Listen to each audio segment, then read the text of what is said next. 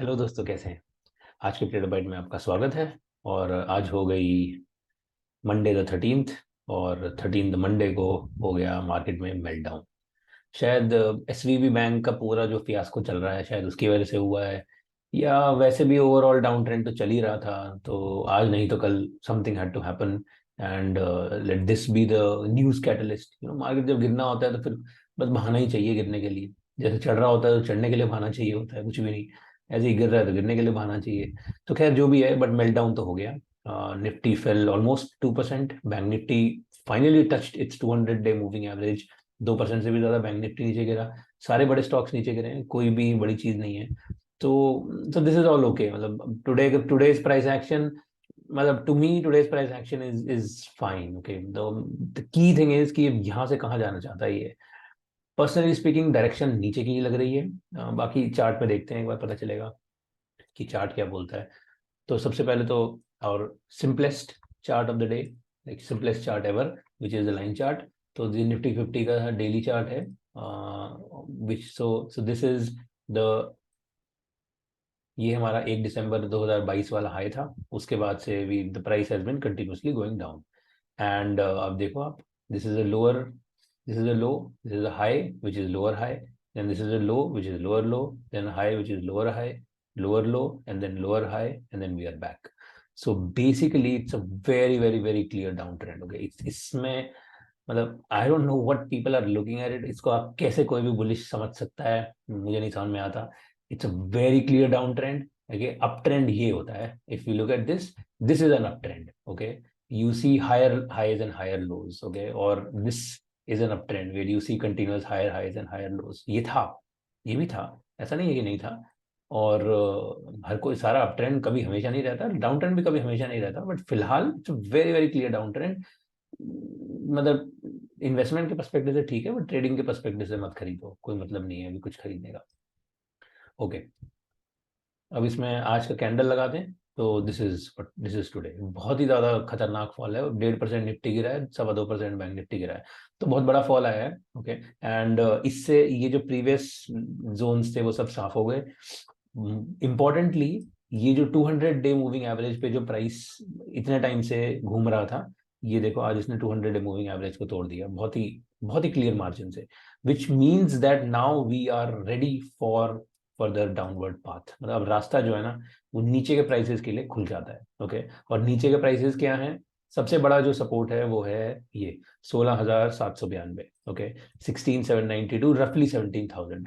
तो we are eight 17,150, another डेढ़, not sorry not 17,000, क्या बोल रहा हूँ मैं, 16,800। ओके, 16,800। तो हम अभी 17,150 पे हैं। सो दैट्स अनदर 300 और 350 points from here. Okay, which is not small, मतलब which is not small by any means. But यहाँ पर okay, so if you just zoom out little bit, ये 16,792 रफली 16,800 वाली लाइन है ये।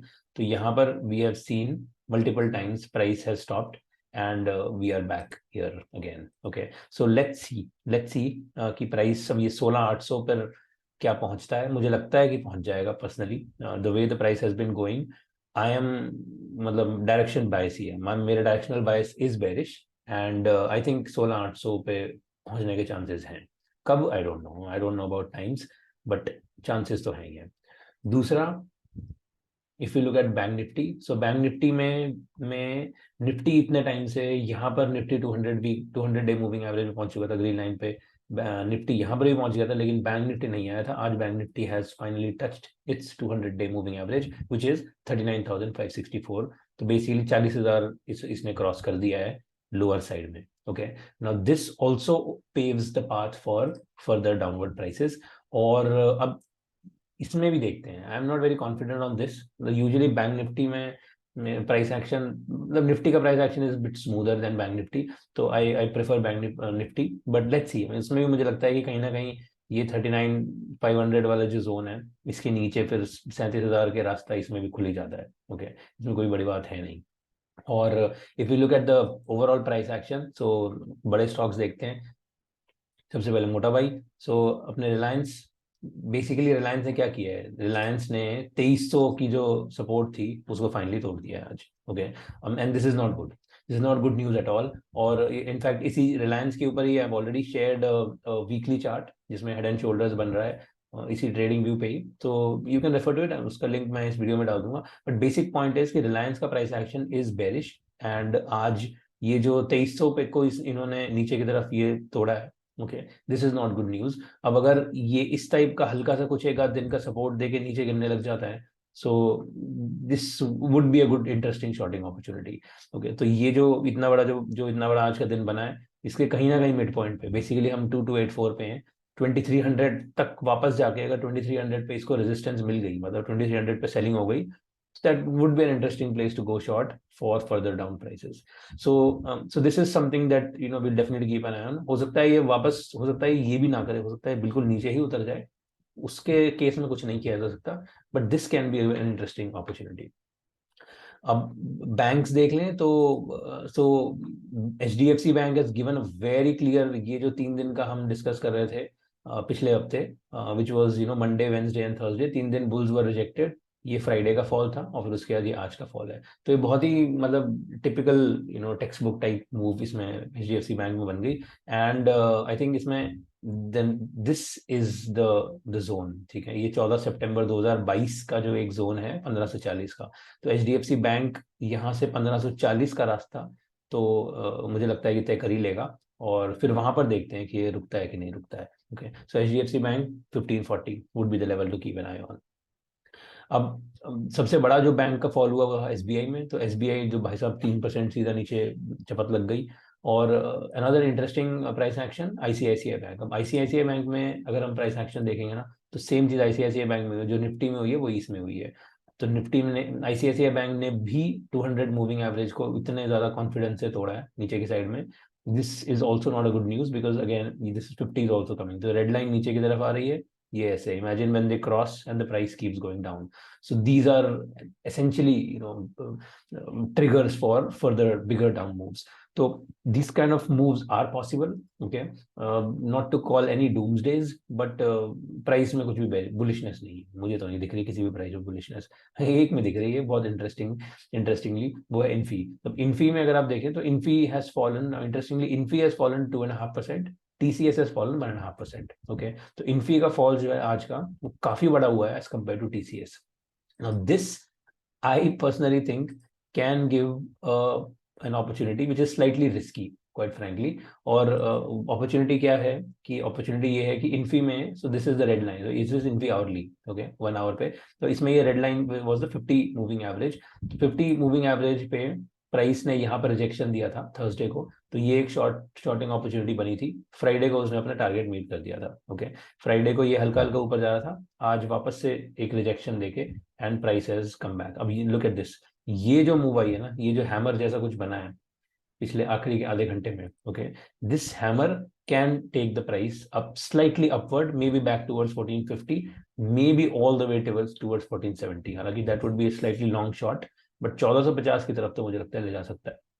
तो कल का अगर पहला घंटा में कुछ बुलिश प्राइस एक्शन आया, तो it's possible that we may see the price back towards 1450, okay. Now this is, as I said, this is a risky process, risky phenomenon, because trend bearish है और bearish trend में आप खरीदने की कोशिश कर रहे हो, so it's not, I mean it's as I said, it's a risky trade. If one has to make such kind of trades, we have to be really careful with your stop losses and positions, I think. तो वो सब manage करके this is an interesting opportunity, okay, इसमें खरीदने वाली। बाकी ITC जो है ना, वो भी अब उसके भी ऐसा लग रहा है कि छक्के छूट रहे हैं। सो ITC लास्ट देख लेते हैं।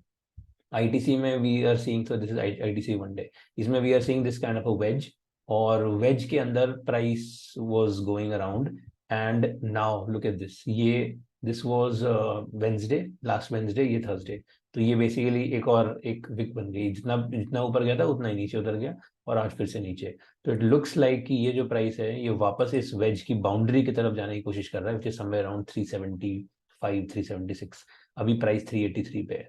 So that is 7-8 points from here. So let's say 7 points, so which is roughly 2%. Okay. So again मुझे लगता है कि ये हो सकता है कि ये प्राइस वापस इस वेज की बाउंड्री पे जाए, and then we decide what is it that we want to do next. So this is again something we'll have to we'll have to keep an eye on. And वो band भी कहीं ना कहीं, चलो ठीक है बैंड को छोड़ देते हैं, but yeah, but this is something that I think now is a possibility, and 377 becomes a possibility for the price. So this can be an interesting shorting opportunity जो अपने को कल शायद देखने को मिल सकती है. Okay, so we'll keep an eye on this. बाकी तो देखो आज के इतने बड़े फॉल के बाद प्राइस हो सकता है एक आध दिन सपोर्ट ले ले, रेस्ट ले ले, कोई बड़ी बात नहीं है. बट जिस तरह से अगर if this is triggered by some bigger global phenomenon, और वो ग्लोबल फिनोमिनन एक दो दिन में सॉर्ट नहीं होता है, तो फिर अगले 2-3 दिन तक, या हो सकता है इस पूरा हफ्ता, प्राइस नीचे नीचे नीचे नीचे देखने को मिले. So will have to keep an eye on this kind of phenomenons. Okay, चलिए, सो संभाल के रहते हैं, and I will see you tomorrow. Thank you, have fun, bye bye.